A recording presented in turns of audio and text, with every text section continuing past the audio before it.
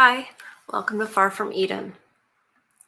I have been asked a certain question about how I became aware of the issues facing men, how I got, quote, red pilled. It's over and over a question. I addressed it pretty early on when I started this channel, but I think I know that even since then, which was almost 4 years ago, was the fall of 2020. I think my third video was based on November 19th. What is it? Men's History Day or something like that. Anyway, I don't know what it's called, the Men's History Day, but I know that it's November 19th. So anyway, that was my third video. So that reminds me of when this whole thing got started online. Obviously, it had already been a few years that I, had seen Cassie J's Red Pill, and I had seen, thanks to YouTube, I had seen a lot of content that helped me evolve even further and realize the seriousness of all of it. And the other thing, along with all of it, when I started out knowing that, the femaleism was not what we were told it was. I didn't know how far back it went. I didn't know its occult origins. There was so much I didn't know, but I knew that women had been lied to about what it is, right? We had been lied to about what it is, and that waking up from it was the best thing that we could do for ourselves, since we know that women love to do things for ourselves. I knew about family court situation for men. What I didn't know, I think, at the beginning of making this channel was the extent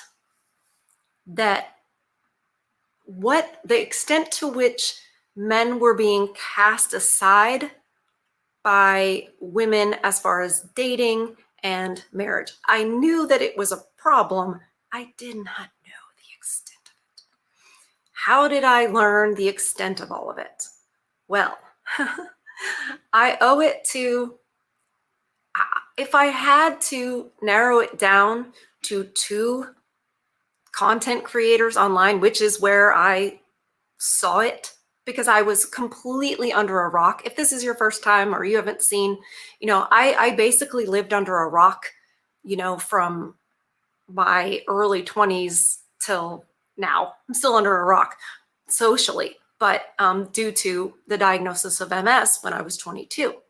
Even before that, I never did parties. I literally never been to a party. So, because I'm a weirdo. But anyway, so I had no idea. And I didn't have girlfriends and stuff. I was on the farm all the time. I wanted to teach my riding lessons and train the horses and talk to the, students and clients, and the social life was never a priority for me. So I had no idea about the carousel. I had no idea when Only Fools got started. I didn't know. I had to find this out. But anyways, the two content creators who had the greatest effect on me as far as educating me, they're like my professors, right? One, some of you already know, is Joker from Better Bachelor. His dating profile of the day, over and over and over again, led me to also put a fake profile. I didn't make it live. I did it so I could browse just Match.com, old school Match.com. And this was before Tinder, I think, even existed. I don't even know how to go onto Tinder. But anyway, so I did that as a guy so I could search for women because I wanted to see, for myself, right? And boy, I saw it. I saw it. My kids are my world. They come first. This is what I want. A list of requirements. Nothing about what they bring to the table. Nothing about that. So over and over again, Joker educated me that way. So I'm very thankful to his channel for that. And I don't know if he knew that he had any effect on any women. I don't know. I don't know of any others, but maybe there are some out there. So that was very helpful. The second one, which is very relevant to today's video, was The Godfather, Kevin Samuels. I think I've seen every single one of his videos where he's talking to women, where they're wanting to be ranked, or a lot of them would come on there, want to be ranked, and you'd just be like, I don't think you really want that, because you watching it, you're like, this is going to be insulting to you. But anyway, so over and over again, they would do it, and they would admit that they haven't really seen his content. And I'm like, that's why you're on here, because you have no idea how you're about to be destroyed. But over and over again, he would educate women. And over again, they would prove him right. He would say, you can't make this stuff up, because they would be disagreeable, argumentative, masculine, demanding, only listening to respond. And it was just over and over again. And I would love to respond and react to some of them, but I am being careful, because one of the last things I want is for this channel to be shut down or blocked for yet another reason, and I don't want another ism attached to me. So I have to be careful about which ones I respond to, because I don't want anybody reading into any kind of ism that doesn't exist. So I have one that I've chosen because I think it covers a lot of the topics that are important that I learned, and I think it's really interesting. I also want to respond to sort of what my reaction and my thoughts were when I first heard Kevin Samuel speak the truth that he speaks. My initial reactions to it, the things that I really had no idea about until, when did I start learning? Like around 2016? It's not that long ago. I was old, and I had no idea about what men really want in a woman, and what they don't want, or what they don't value. It was a huge wake-up call for me. And anyway, I will go into that, because a lot of you guys are fascinated at, like, well, how did I wake up? How did I get to this? How was I able to accept the truth? And I am convinced, now I'm very optimistic, and I'm a little bit probably too confident in my ability to persuade women, but I have this feeling that if I got a woman one-on-one, now it wouldn't work with everyone, because like the Matrix, some people cannot wake up, but sometimes you're like, I think I could tell this woman some things that would bring her to the light side, and really let her see that men aren't against her, that the enemy is actually the state, and that they are manipulating us with feminism. I try not to say that word too much when I make a video. There's the train. That's Thomas.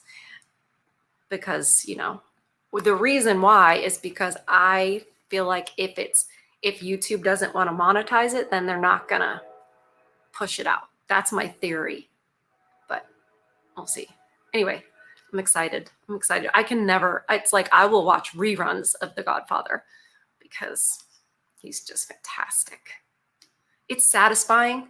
It's satisfying to hear women get told the truth. It's very satisfying.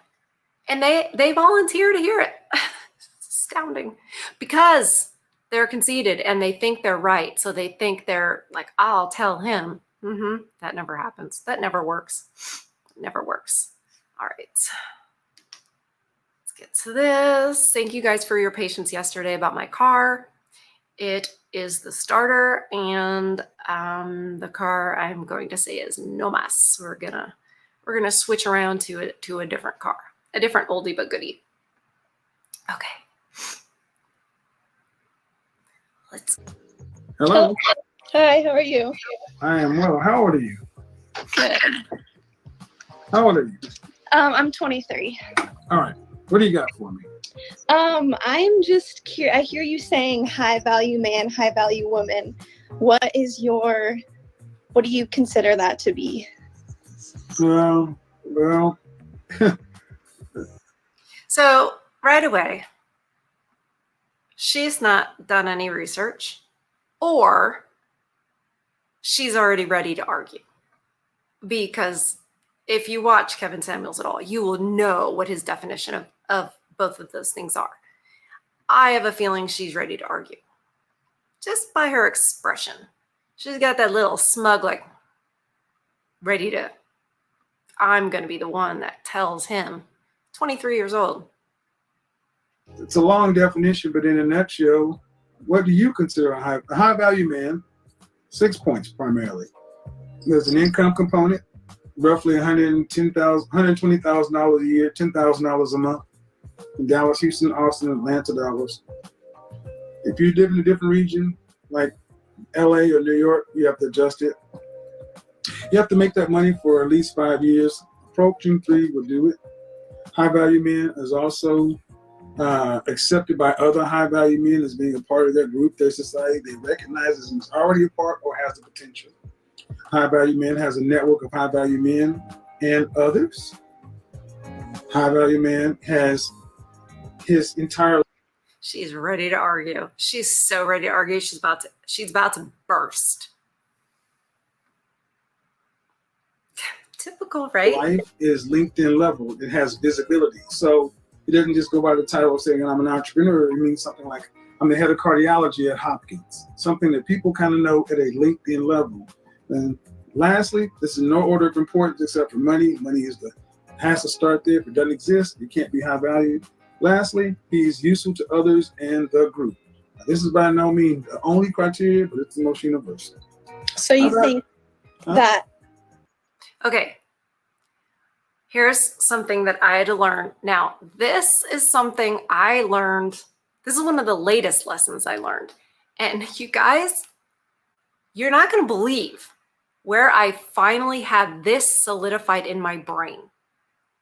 What I'm seeing here is an example of the lack of the ability to discern with women.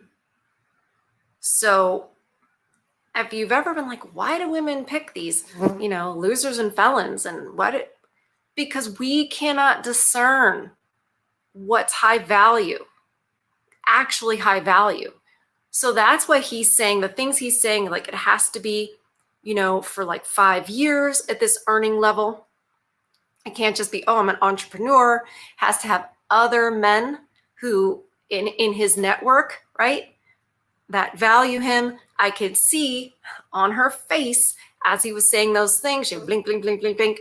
She doesn't agree with a lot of those things, or she's never considered that before. And I'm saying that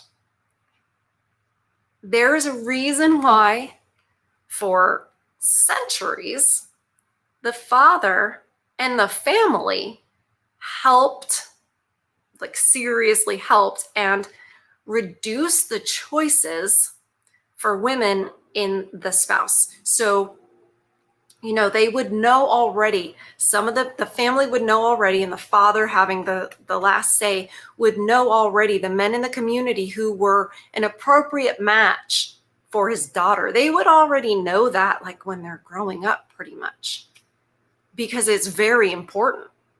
The family doesn't want to just marry their daughter off to some loser or felon. They don't want to do that. And they know that she's going to get starry-eyed and listen to his sweet talk and this, that, and the other and get conned by somebody who's not a good guy. Now, I stand by that most men are good, but I know there are some who are not, of course, right? And now in this day and age, women like to say that's most men, and that's why they choose the bear.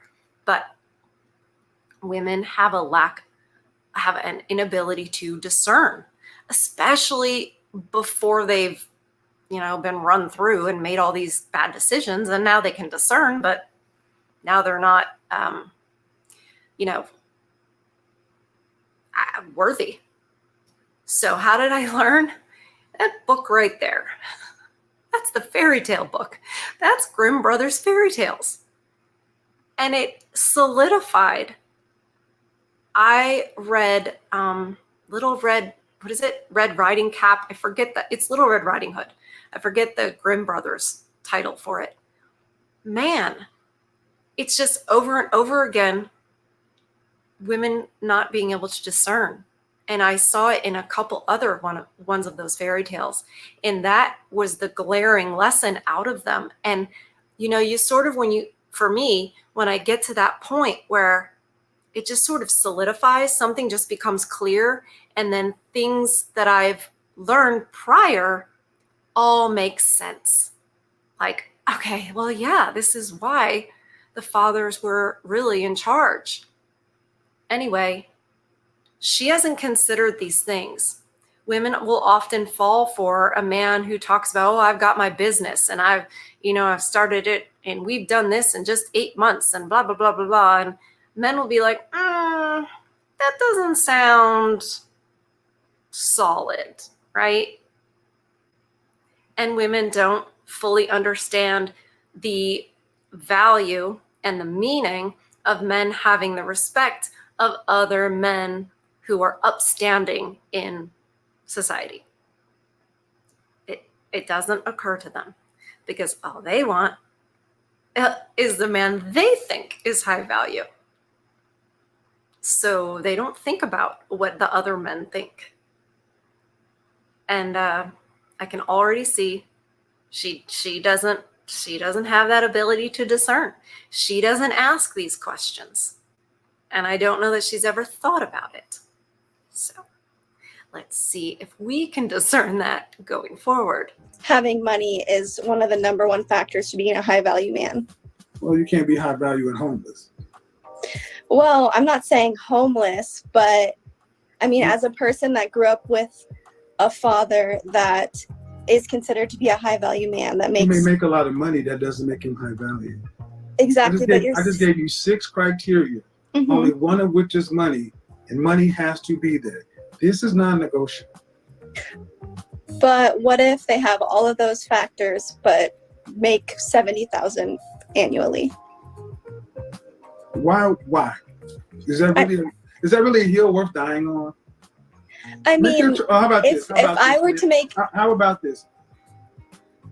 High value has to have a dollar component. And whether you value it or not, this 6-figure thing has been around since 1983, and it was given to us by women. You're 23. Learn a little bit more before you try to come in with your opinions. I love that he talks to them like this. Learn a little more before you come in here with your opinions. She is 23, but you could say that to a 43-year-old. That's awesome. It's just so satisfying. Never gets old for me. And this one is one I have not seen that much. This has been around, listen. This has been around since 1983. No romance without finance. You got to have a JLB if you want to be with me. Don't want no scrubs. Women have been saying they wanted the 3 6s. 6 feet, 6 figures, 6-pack for longer than you have been on the planet. Okay. You guys are not going to believe me when I tell you this, but I'm going to say it anyway. It is the truth. I didn't know before I was watching Joker from Better Bachelor and Kevin Samuels, I didn't know that women were fixated on this. He's got to be tall. He's got to be tall. He's got to be tall. Over 6 feet, over 6 feet. Like that just, I had no idea that that was a thing that was so important to women, even if they're 5 foot tall. Like, I like a tall man. Like, what? It's ridiculous to me. But a reason why. So if you don't believe me, hear me out. This is how I got there. My father is 5'5". Okay? I am an inch taller than my father. Or he's 5'5.5", something like that. And I'm 5'6.5". I'm taller than my dad.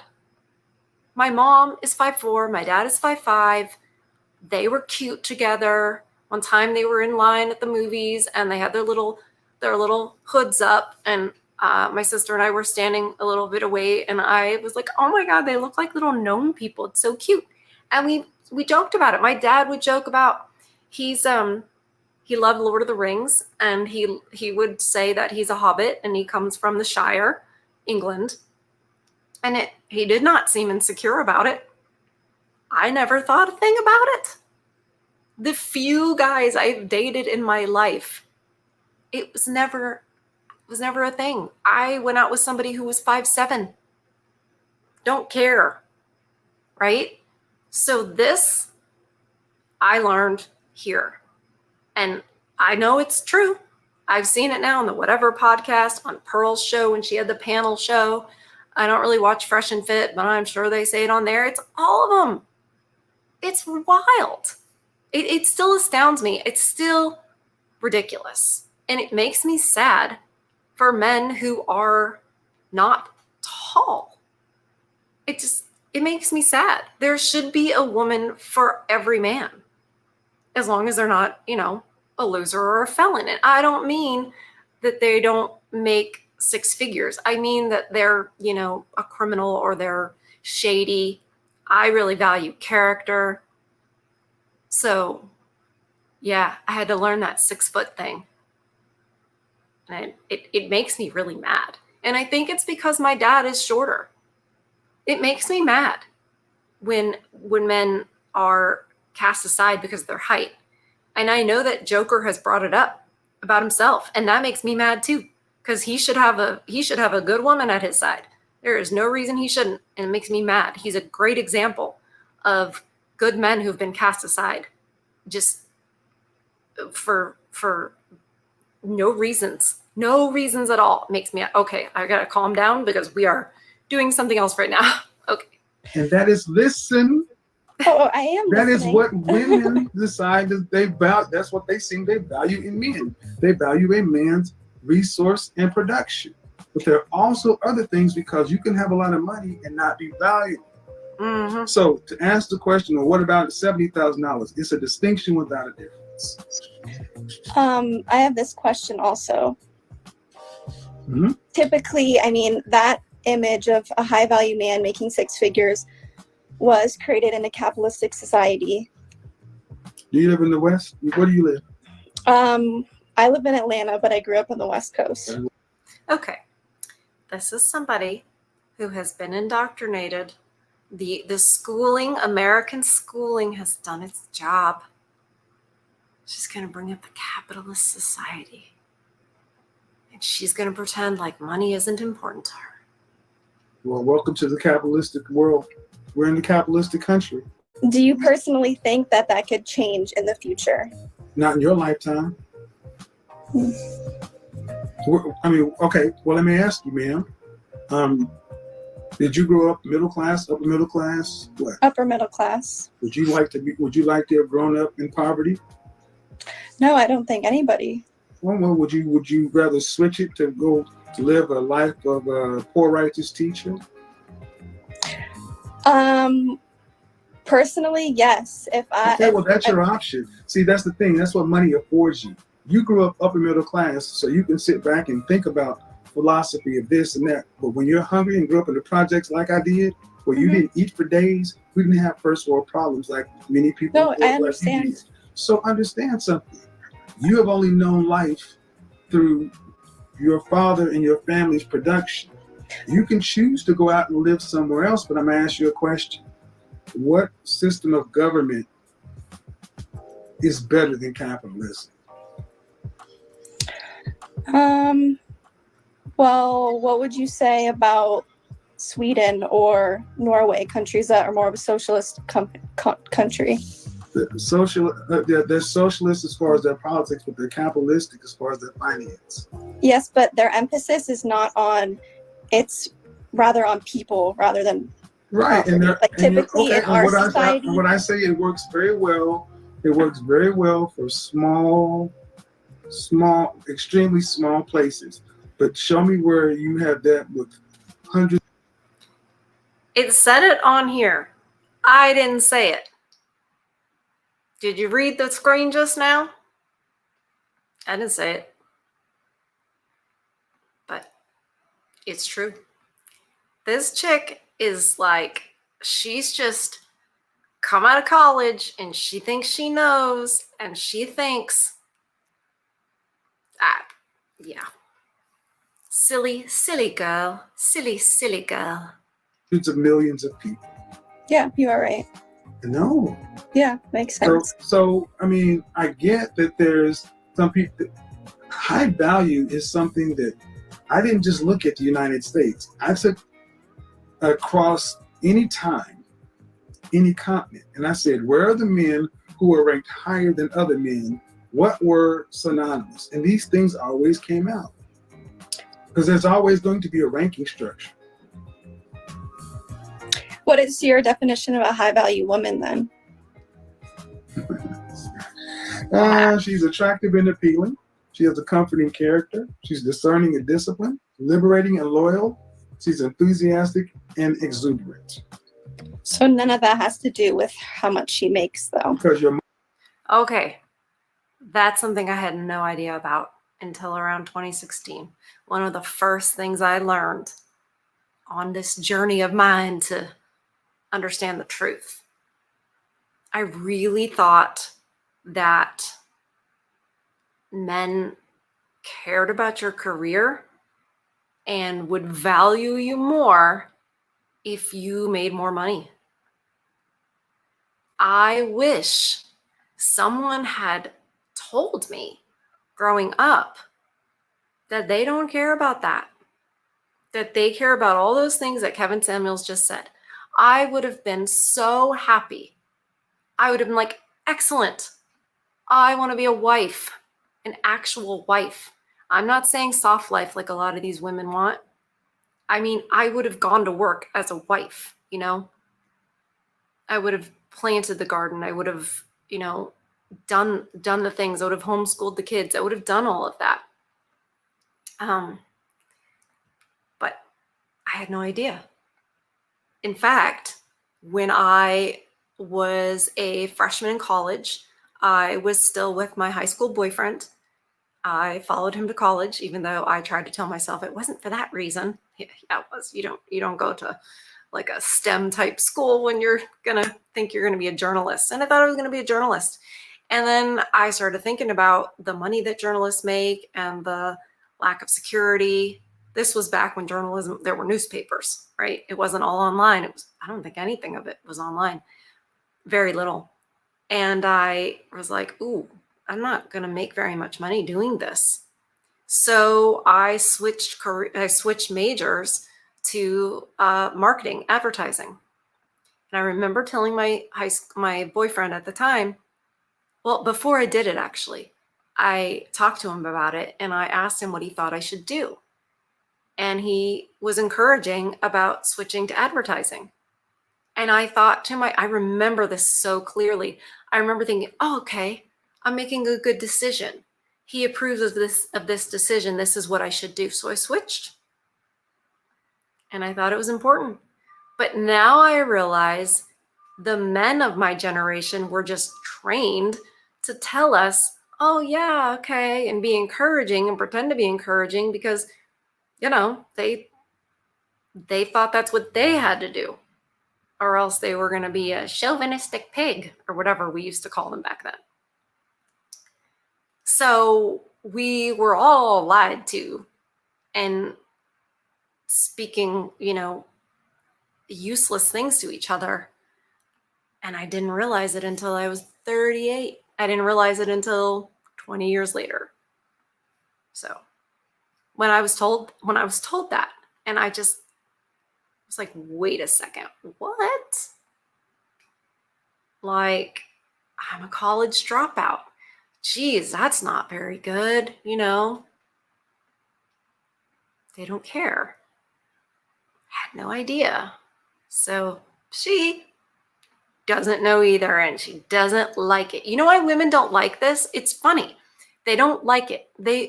These women, as I would have been relieved to learn that at her age. But these women don't like it because it means that there's less of our value that is under our control. You can't go and get, as a woman, you can't go and get higher degrees or get a better job or have gone to a better university and have the man say, oh, wow. So if you're not, so for example, as a woman, and I totally learned this from Kevin Samuels, what I've learned is that you can't go, like if you're, say you have your bachelor's degree as a woman, but you're only getting these certain guys that want to have a relationship with you, but you want, the 8s, 9s, and 10s. You can't go get your master's. And then all of a sudden, like the 8s and 9s are like, hey, and she just had her bachelor. I was like, but now she has her mat. They're not impressed. Not at all. In fact, it's the other way. And women don't like that because they can't go get another degree and increase their value. Money matters not to us. I guess. No, it doesn't. If so, then you should be able to show me women who make a lot of money who are below average looking with high value men. They're not. Women typically, a woman's currency is her beauty, her womb, her cooperativeness, her submission. A man is in his resources, his ability to compete and produce. Michelle Obama, Ruth Bader Ginsburg. These are all extremely. Michelle Obama did not marry a bum. She married yes, she was in law school. I mean, but okay, Michelle Obama did not marry a guy on the corner. Barack was in Columbia and Harvard, ma'am. I understand that. I'm not saying like a bum, a homeless man. I'm saying someone that makes $31,000 to $70,000 a year. Do you know about Barack Obama and why Michelle? Yes, he was a law student. Exactly, and he was the president of the Law Review, and he had political aspirations. That's why she got with him, because that was a political marriage. Ruth Bader Ginsburg, ma'am. Sure. My question is this: you live in observable reality. It seems like you have an issue with money. Because personally, growing up with money, it can ruin people. Well, it can ruin a relationship. Here's what you can choose to do. You can choose to say, Mom and Dad, I don't want any inheritance, any insurance money. I want none of it. I'm going to give away all. Did you go to college? Yes. Did they pay for it? No. Okay. You can choose scholarship. Okay. You can choose to give back anything your parents have given you after 18 years old, and you can walk the earth like Kung Fu. I don't believe her. It is really hard to get a completely full ride, but maybe she did. I don't know, but she's privileged. You can go through life like Gandhi if you choose to, because you're an adult. You can make those choices. But here's one thing I will almost guarantee you. Very few of the people who grew up in your neighborhood will follow you. They like lights. I agree with that. Heating, air, and Whole Foods. The reason why I'm questioning this is because it's a first world problem, man. That's really what it is. No, it's a first world problem. Yeah, it is. I grew up. My family didn't grow up with money. As I grew up, that's when we got more money. What do you mean your family didn't grow up with money? My dad, he made his own money from as soon as we were all born. Like he didn't have anything basically. That's why. And did he make? Okay, so let me ask you. He made his money for his family because he didn't grow up with it. Yeah, he grew up with nothing, and then my mom married him when he had nothing. That is the same as me. And that's partly why I like this video a lot, is because it's perfect for me to respond to how I responded to what Kevin Samuels is saying and how she's responding. Probably helps in my college dropout. My father also had very little growing up. My mother had very little growing up, and they got together, before my father, he's a self-made man. And I see that, the chasing of money, you kind of would rather have your dad. I get that men have to work a lot, but the traveling and the moving the family everywhere, that was very difficult. And that was more of a priority on the career and less of it on family. I don't think that, I don't blame my parents for that. I think we're all lied to by the state in different ways.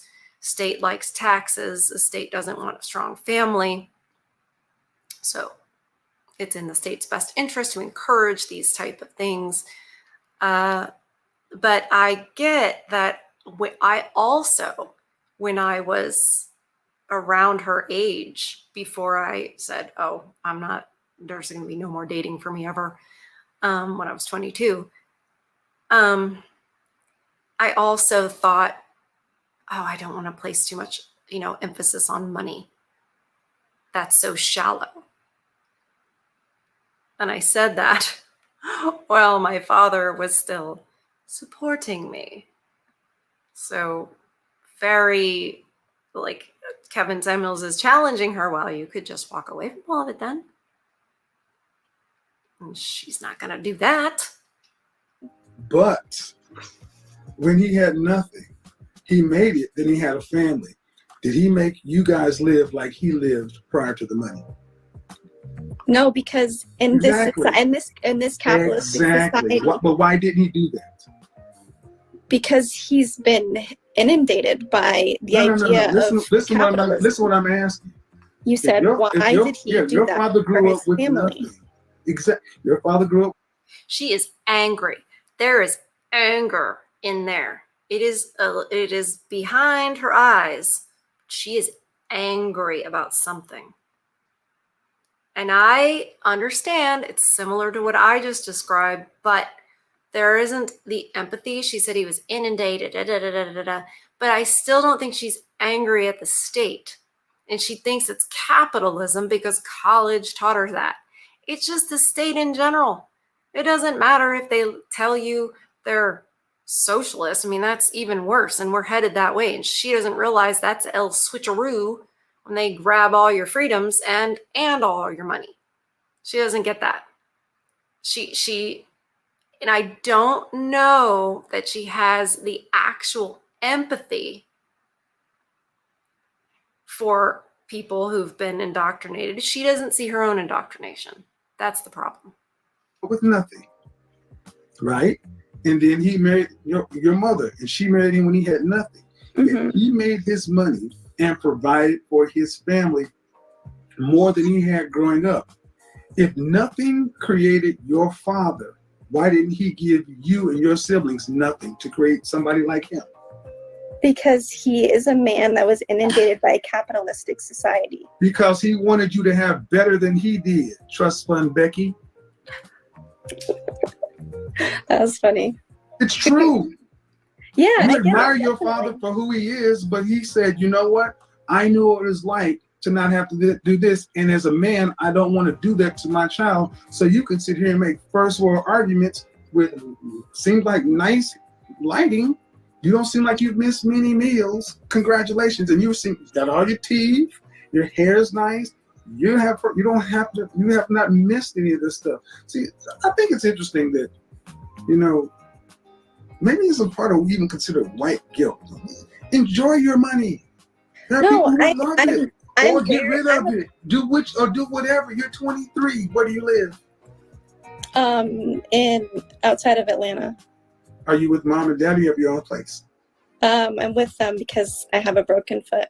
Well, I'm sorry, I had a broken ankle. But after your foot's not broken, are you going to go to your own place? Yes, going to grad school.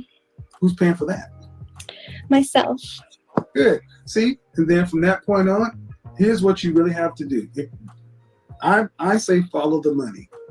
After grad school and everything else, you get to decide to reject capitalism and live whatever way you want to. It's your choice, but you have that choice. There are people I'm on very the other grateful side of for that Atlanta choice. who don't have that choice. Yeah, I'm very aware. There you go. My other question that I have, we got to wrap this up because I got more people to get to. just what about these women that you're talking to where you're calling them 5s and 6? Like the last woman you were talking to is Hold on, beautiful. I'm calling them 5. Woo, she's got, here comes that anger. She's angry. She's trying to seem pleasant. This is fake. You guys might fall for somebody like this who can put on this sweet, innocent face, but there's anger underneath there, and she is argumentative, disagreeable, and she's not quite masculine yet because she has had it very easy. When she goes out into the real world, because she's been in college, she doesn't know what life is. She doesn't have her own place yet. She doesn't really struggle or worry about bills. It's not all on her shoulders. She thinks she's strong and independent. She thinks she understands life. When she starts having the real stress of it resting on her shoulders, and I know you guys would be like, you mean being an adult? Yeah. You ever wonder why women say, oh, I pay my own bills and I do, and you guys are like, yeah, we all do? Why do women say that? I think I have a hypothesis. I think they say it because women aren't wired for that responsibility. We are wired for other responsibilities. That's why we have the uterus. We are supposed to have the responsibility of housing life inside of our bodies, bringing it into the world, nourishing it, spending, taking care of it day in and day out, and having many of them. That's a different responsibility. It's a different kind of stress. It's the stress that the female mind is wired for. And I know you guys are like, well, I don't really think so. They're not very maternal nowadays. Of course they're not. All of the indoctrination, media, and everything tells them that that's oppression. Reject that. That's terrible. End it while it's still inside of you, because that's going to hold you back from all the things that will fulfill you, which is a lie. That's why you see miserable women now with degrees and careers, and they're miserable, making TikTok videos. Oh my God, the one we covered on Thursday, the 53-year-old who blew up her marriage after 24 years. Her career didn't fulfill her, so she had to blow up her marriage. Anyway, so yeah, let's keep listening to Trust Fund Becky. It's funny. Oh, excuse me. I'm calling them what they are. And often when I ask a woman to rank themselves, so don't say I called them. I ask them to rank themselves. Be accurate, young lady. I guess. What did I ask that last lady? No. If you're gonna do you this, asked if she was aggressive. No. The last one, which the only one that got a ranking was the woman who was in Kansas, and I asked her to rank herself. Mm-hmm. And then I gave her a ranking. Do you not think that you have a ranking, young lady? I wouldn't rank. Why would someone rank themselves? I asked you, do you think you have one? A number? Yes. Yes. A scale of 1 to 10, you have one. Not personally, no. Well, I guarantee you this, you have one. Women hate ranking. Have you guys noticed this? They don't like, because here's why. They don't want to be ranked. And it is that they don't want it because they want to be 10s. They don't like ranking, but they don't like it in anything really, because they don't like hierarchy. This is why you need feminism for communism. The state has to bring in feminism in order for the vehicle. It's the Trojan horse for communism. because women can't stand hierarchy. They think any hierarchy is oppressive. It's not nice. It's not fair. Yeah, correct. And life isn't fair, trust fund Becky. She wants life to be fair. She does have this guilt that she grew up a certain way. And I think she's coming in here like, hey, stop being mean to those other women. I'm going to carry the torch for all the oppressed people. This is how they get white liberal women to vote in all of these terrible policies that will wind up affecting them pretty badly, since also they are eager to disenfranchise men who would be their protectors from all of the horrible things that are coming with the horrible policies voted in by women. And, here's the thing. I don't think you can fully have an idea of the dynamics between men and women and what men are facing without seeing the broad political purpose for it. And understanding, a lot of men are like, oh my gosh, women are this and women are that. And I'm not saying you're wrong.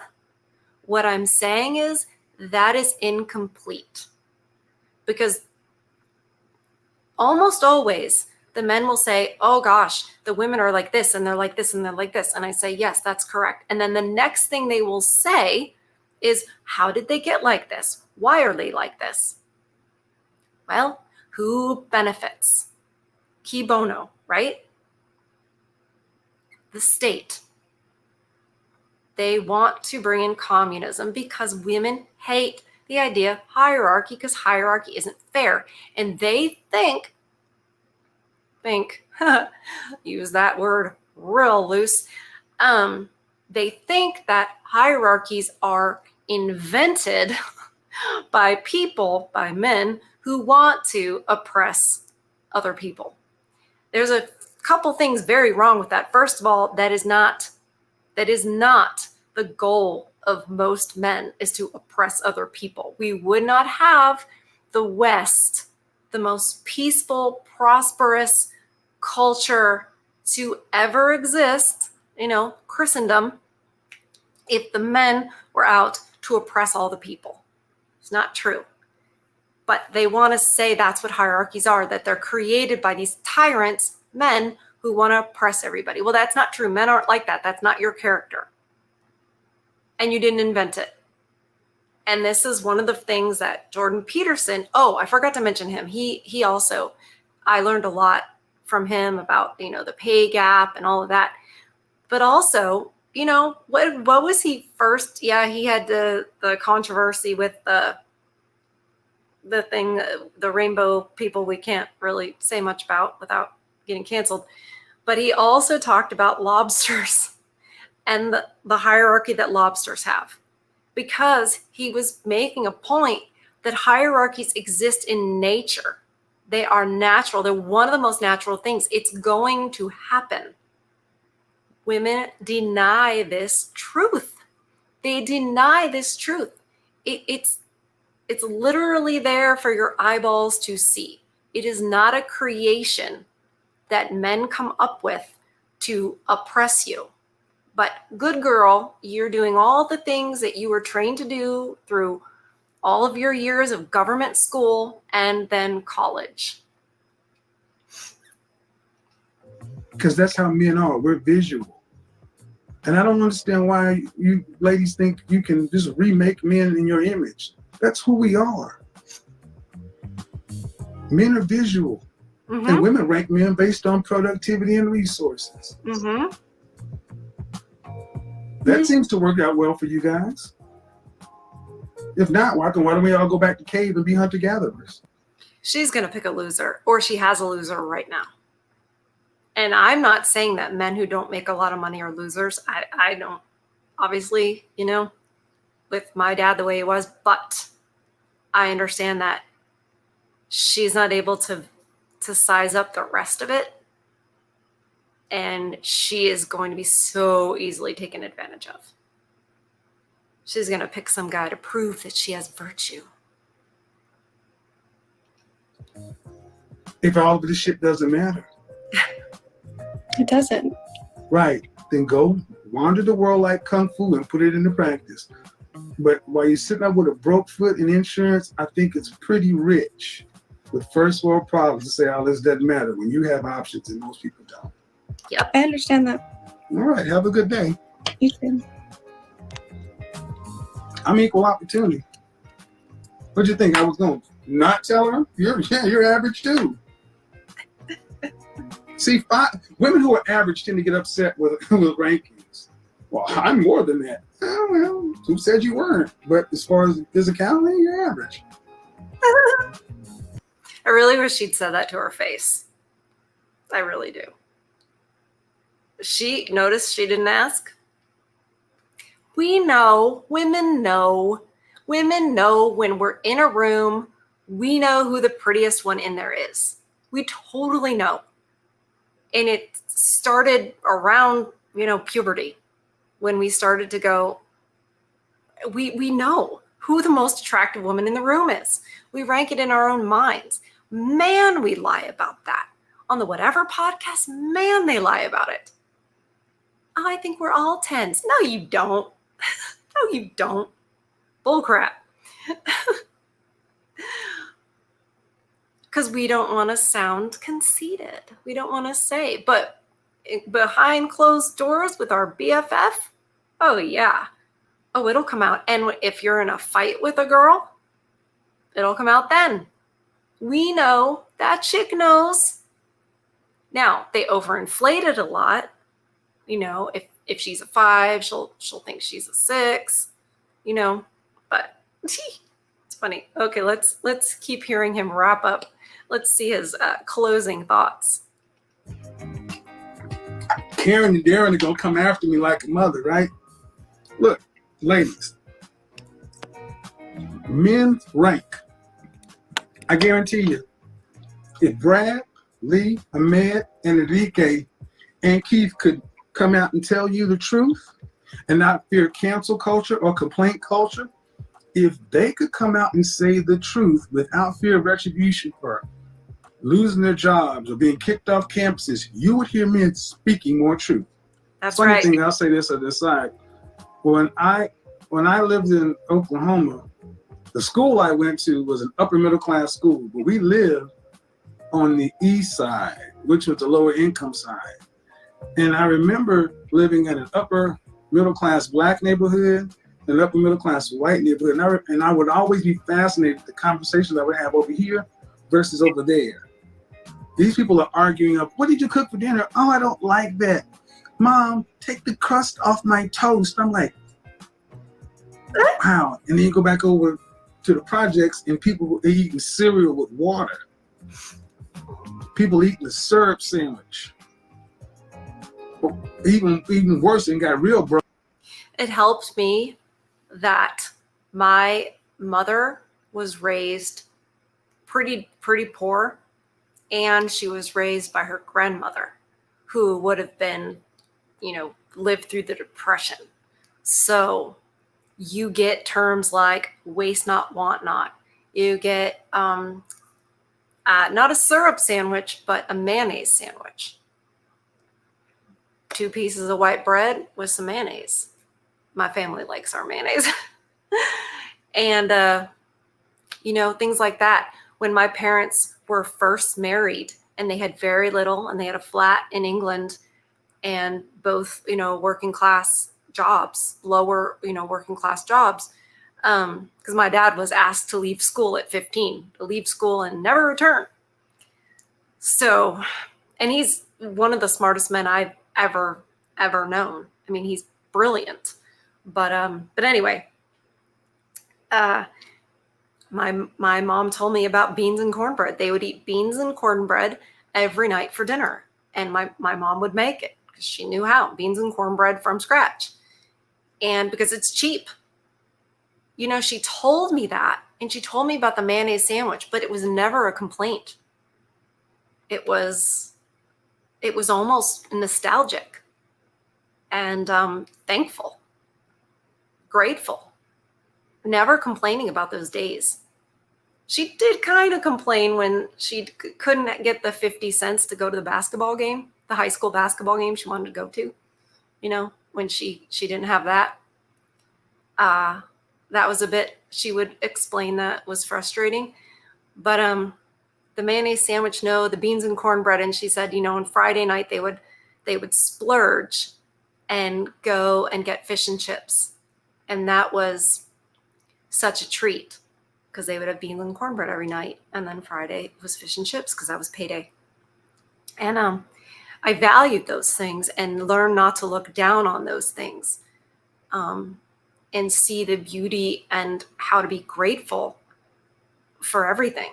So I think that's very important, because you can have family that didn't have a lot and then did have a lot, but how they say it to their children matters a lot.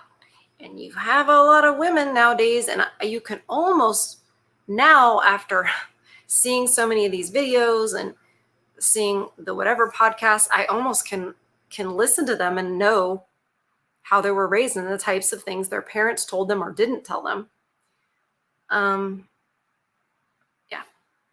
So keep on teaching us, Kevin. Bro, they eat Karo syrup, some of the white syrup, and you go over to somebody else's house. I remember the first time you went over to somebody else's house, and they had a refrigerator, and they had a separate freezer, and something called a pantry. A pantry? What's a pantry? That's where we keep our dry goods. A pantry? You have a separate freezer? You have a crisper? You have water that comes out of the refrigerator. And I remember the water coming out of the refrigerator, and you'd go to like a friend's house and you'd be like, wow, this is a fancy fridge. Because my parents, coming from what they came from, even though when my dad started making a lot of money, they didn't think like that. So they would be like, there's nothing wrong with this refrigerator. Why do you have to have stainless steel? I remember my parents talking about, my mom talking about what was with all this stainless steel? Why does it all have to match? What a silly thing to prioritize. And I remember when granite countertops started being the thing. Maybe it always was the thing, but my parents were like,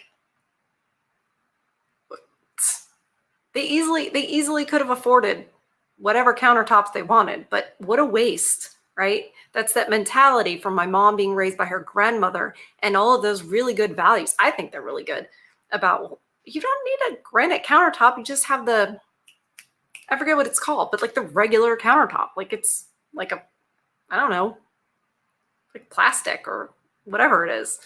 And we could have done hardwood floors, but you know, when we moved into a house, and it wasn't like, oh, we got to redo all these carpets. Da, da, da. And I remember when other families were getting their kitchen redone, and I was like, why? Like, we never understood. Like, well, what's wrong with your old kitchen? You're getting it redone because you want to change the style? Wow. Like, really didn't understand that kind of thing. Now, we did have show horses, and we did go to shows, and I had nice show clothes. So there's other things that we spent money on that other families could be like, wow, what a waste. But anyway, certain thing, and I can see it now, obviously, but it's interesting how you're raised really affects you. That's why I'm always like, look, guys, I think you should go your own way. I don't think that it's safe out there, but I know some of you are determined to find that needle in a needle stack, as Joker says. But so if you're determined to go out there and find that needle in a needle stack, you have to know how she was raised and how she sees these things and why she thinks what she thinks. You're gonna have to ask those difficult questions, because you have to vet her extensively. And that means, like with a horse, it comes from, well, I think it comes from horses, because they would have a vet check. You have to know how the horse is trained. What is the horse's history? You don't just show up see the horse that day, see what it's doing, and go, yep, that's a great way to get bucked off later. You know, you need to vet this horse. You need to say, well, did you lunge this horse? Did you exercise this horse before we came here? You know, they want you to buy this horse. They're going to tip the scales so that you do. You need to know. Better yet, and I'm talking about horses, but it's what I know. You also, if you want to get a horse that you can trust what you're getting, you also, as a trainer, would go to other trainers that you know and respect. That's like, you know, picking a partner, picking a spouse, and saying, okay, well, I want to go to the families that I know and respect. And we used to have that kind of community. We don't anymore, and that's by design. So you need to vet these women and see how they were raised. He almost always goes into that with these chicks because that's where you find the truth. They can present however they want to, but when you start digging, it gets a lot harder. Now, you might say, oh, well, if I start asking those questions, you know, she's not going to like it. And well, then you vetted her and she didn't pass. If the horse won't even vet, if he won't stand still for the vet to do the flex test to see if the horse is lame, you don't want that horse. If the woman won't stand for any kind of questions about her past or why her character, or why she thinks what she thinks, guess what? That's because she doesn't want to take the mask off. So you will find, and that's why I was like, you will keep looking for the needle in the needle stack, and you won't find a good one. And ice? Oh my God, I've heard about you folks. You also have grape juice? What the fuck is juice? I want that drink, baby. It's purple. We've got apple juice. What the fuck is juice? We had Kool-Aid. We didn't have juice. My mom made Kool-Aid. It's bad. I know it's bad. Like, but you know, there were certain things that were the same as like a lower income family because my mom didn't have girlfriends. So she wasn't talking to like the other moms about what juice to feed your kids. We ate bologna sandwiches, you know, and we had Kool-Aid. And I'm so glad for that. I don't care for people who are pretentious. I want an apple drink. It's green. And all them vitamins and shit. But I'm telling you, hanging around white people, when they had pantries and crispers, it was like, wow. Kevin, would you like something to drink? Yes. Well, we have Coca-Cola, we have Pepsi, we have orange juice, we have Sunny D, we have water, we have Perrier. What's Perrier? It's sparkling water. Huh? Did you say sparkling water? I mean, sparkling water where I come from is you stick a straw in the cup and blow. That's sparkling water where I come from. No, it sparkles. We also have mineral spring water. What would you prefer? Well, I'll take the sparkling water. And it came not in a styrofoam cup, not in a plastic cup. It came in a glass.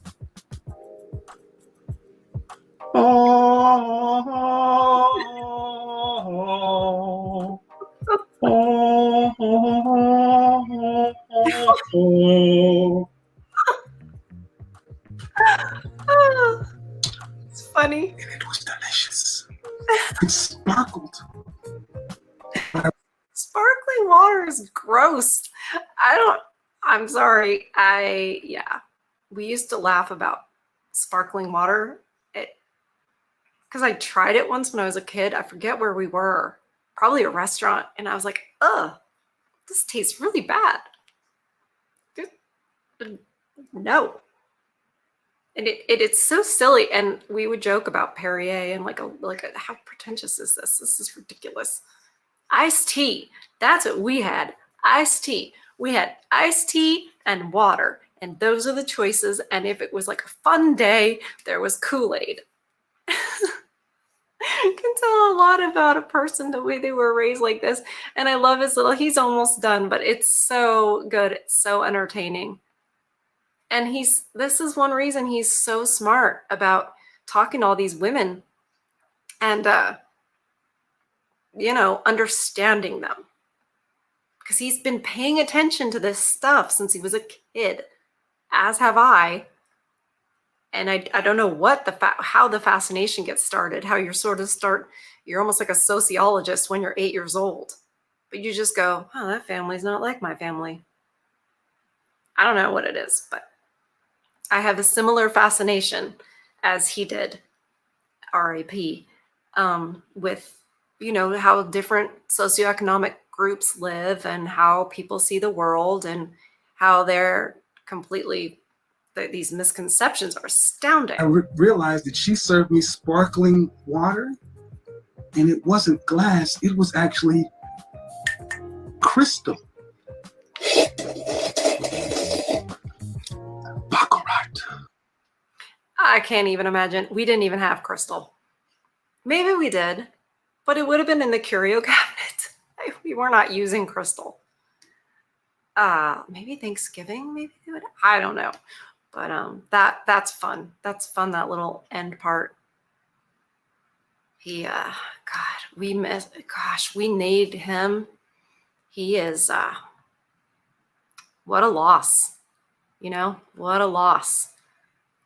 But at least his videos are still on YouTube. And I don't know if some of you haven't seen his work before. If this is your first time, let me know in the chat. There's so much more out there. And there are times when he has roasted women. It's just that I can't really react to those videos because I do not want to be called a racist or anything like that. And that's how it would be seen. Even though I would just be like, no, we're just talking about women. But, I'll stick with the isms I have so far for now. Anyway, thank you guys for watching this with me. And if you have any more questions that I have not answered about how I got here, because I feel like I've answered it all, but I don't know because I'm not you guys. So if there's anything else you want to know about how I got here, that would help me because I want more women to come to this side. And I haven't quite figured out how to reach them. I know that it is risky to reach them because if you reach the wrong ones, too many of the wrong ones too fast, that's a great way to just get the whole channel taken down and then not reach any. So I'm working on the best way to reach out to them and sort of let them see that this is the way to be, is to understand, and that men are not against us. Men are not our enemy at all. Not at all. They're not our enemy. We need to stop treating them like that. We've been lied to think that they are our enemy. So anyway, I hope you guys are protecting your peace. I hope that you have fed your souls on this Saturday. I love you guys, and I'll see you on the next one. Bye.